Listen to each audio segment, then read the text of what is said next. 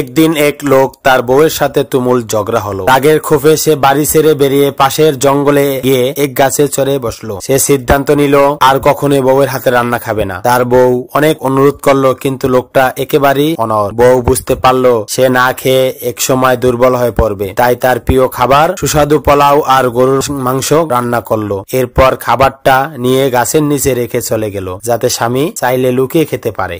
কিছুক্ষণ পর জঙ্গলে ঢুকলো একদল চোর। তারা সেই দিন অনেক ধন সম্পদ চুরি করেছিল এবং ভাগাভাগি করার জন্য জঙ্গলে জড়ো হয়েছিল। হঠাৎ তারা সুগন্ধি পোলাওয়ের ঘ্রাণ পেয়ে অবাক হয়ে গেল। চোরদের সর্দার বলল, দেখো তো, আমাদেরকে ফাঁদে ফেলার চেষ্টা করেছে।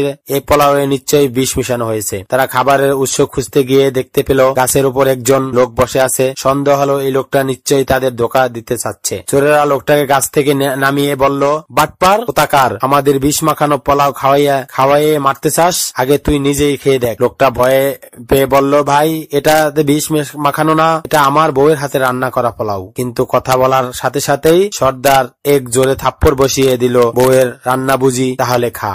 ব্যথায় চোখে পানি এসে গেল আর বাধ্য হয়ে লোকটা পোলাও খেতে শুরু করলো। কিন্তু একবারে খেয়েই সে বুঝতে পারলো বউয়ের রান্নার স্বাদ আসলেই অপূর্ব। এতক্ষণ যে অহংকার করেছিল সেটা গলে জল হয়ে গেছে। এদিকে চোরেরা দেখলো লোকটা বেঁচে আছে, বুঝলো খাবারে কোনো বিষ নেই। তখন সবাই মিলে পোলাও আর গোস্ত খেয়ে নিল। আর লোকটা সে দৌড়ে বাড়ি ফিরে গিয়ে বউকে জড়িয়ে ধরলো, বলল, মাফ করে দাও, তোমার রান্নার অসাধারণ স্বাদ। বউ মুচকি হেসে বলল, তা না হলে আর কি চোরের হাতে থাপ্পড় খেতে হতো?